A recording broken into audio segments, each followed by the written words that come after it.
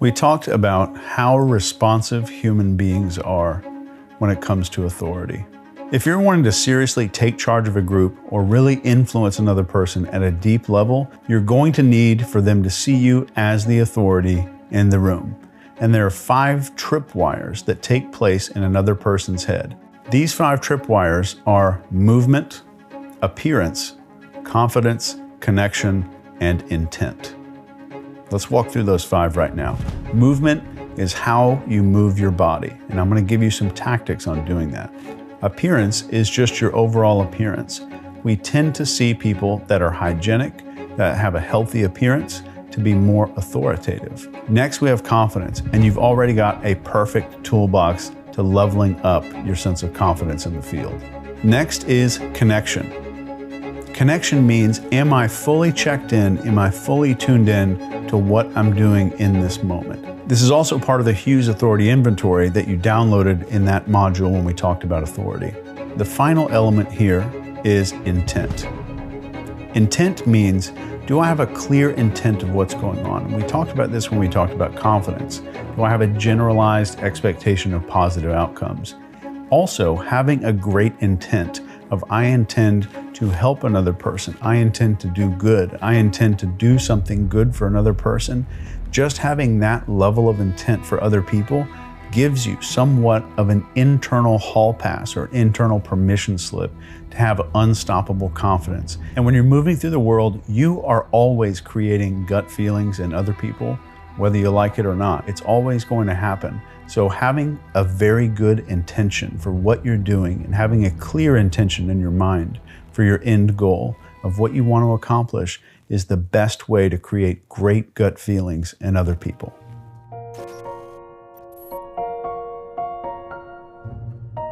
So let's really dive into the movement aspect of this, because that's what I think is most important for you to grasp as an operative. The first thing I want you to remember is your posture. Posture is incredibly important. And one thing I want you to take away from this is, are your ears over your heart? And is your heart over your pelvis?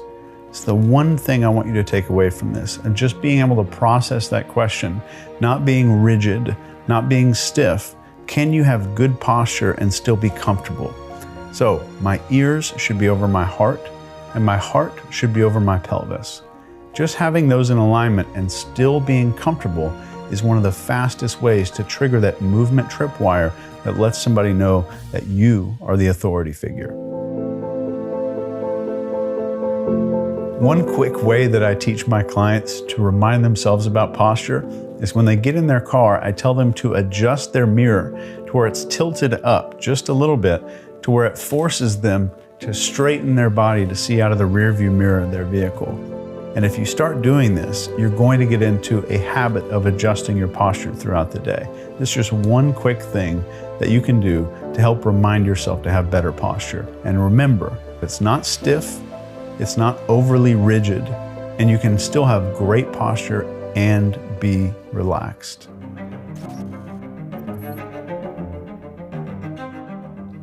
When we went through the confidence module, we talked about how important it was to be comfortable and how important it was to be the most comfortable person in the room. I'm going to give you phase 2 of that challenge right now.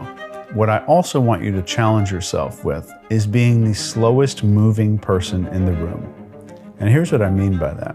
As a behavior profiler, I've been watching human behavior for well over 30,000 hours. If there's one thing that I've learned, is fear speeds up the human body. Fear speeds up our gestures, our movements, and everything else that goes on inside of us. So one thing I want to challenge you to do this week and for the next few months is set a speed limit on your body. And you don't have to be hard on yourself, but I want you to set a speed limit and try to stick to it for for an entire week or maybe 2 weeks. It depends on how much you want to challenge yourself. But try to stick to this speed limit. And here's the speed limit. I want you to write this down. For this week, I'm not going to move any faster than if I was standing in a swimming pool or if I was underwater somewhere. So I want being underwater to be the speed limit of your body for this week. And that's going to help you remember to slow down, be more comfortable, be more confident, and you're more in control. And remember, you no longer see the world through hierarchy and status. So when I say you're in control, what I mean is you're in control of you.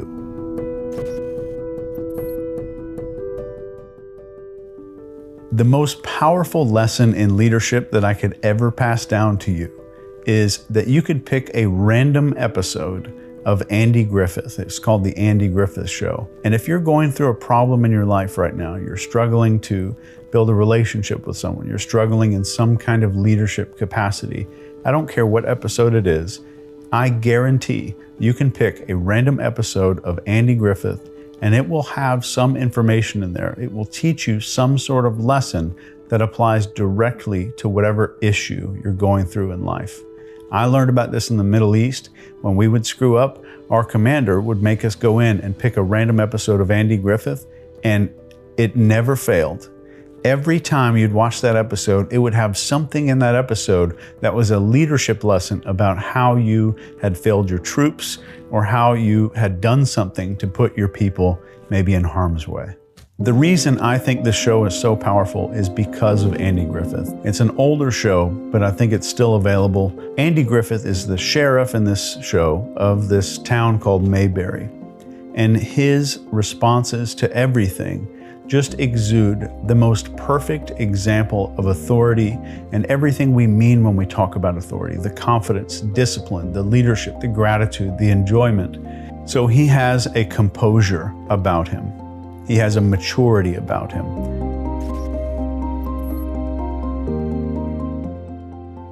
The most powerful thing that I could ever teach you is called the composure pendulum. So on the right side of this pendulum, you'll see the letter P for posturing. This is when we're over posturing, we're trying too hard. It's rooted in insecurity. In the middle of this pyramid, we have the C, which stands for composure.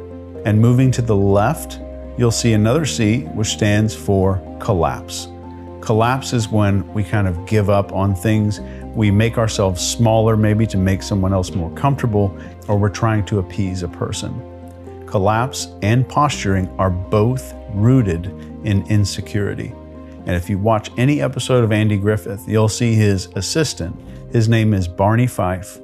This guy vacillates back and forth on the pendulum between posturing and collapse, back and forth on just about every episode. And it's a perfect example that when somebody lives in a posturing environment, one of their tendencies is, how do I fix being so posturing? Then they look across that little pendulum towards the other side and they say, oh, that collapse looks like the opposite of what I'm doing. So they do the opposite of what they're doing and they vacillate into collapse. And then if they're in collapse and they're feeling challenged by other people, they're feeling like a doormat all the time, they're like, how do I fix this issue? And they look across that other side of the pendulum and they see posturing over here. Now posturing becomes the solution to their problem. Instead of seeing the center, the middle ground of living in pure and real composure.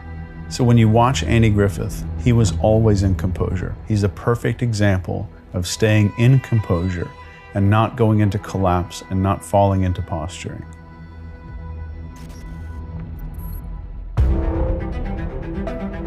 This is wholly my opinion, but I think one of the most compelling descriptions of true authority and leadership was written by a guy named Marcus Aurelius.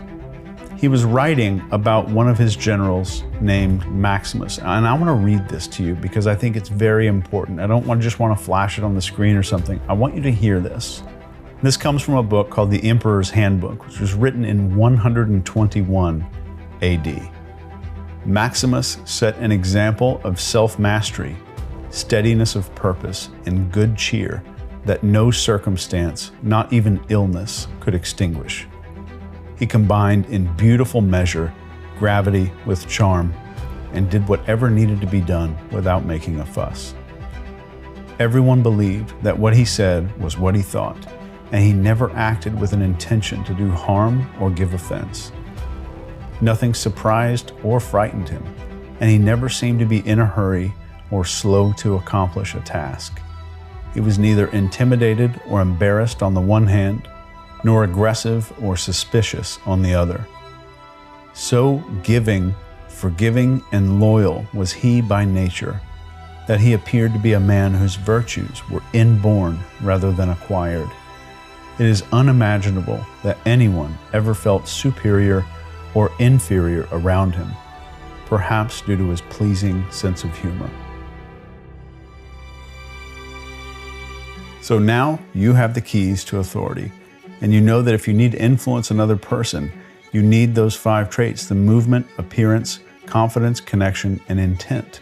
And that's going to be triggered in other people's heads. And that's why you're going to focus on your posture, your composure, your level of comfort, and moving slowly, moving like you're standing in water. In the next module, I'm going to show you the tactical formulas for influence, and I'm also going to give you word-for-word examples of how to use some of these today. So join me in there right now.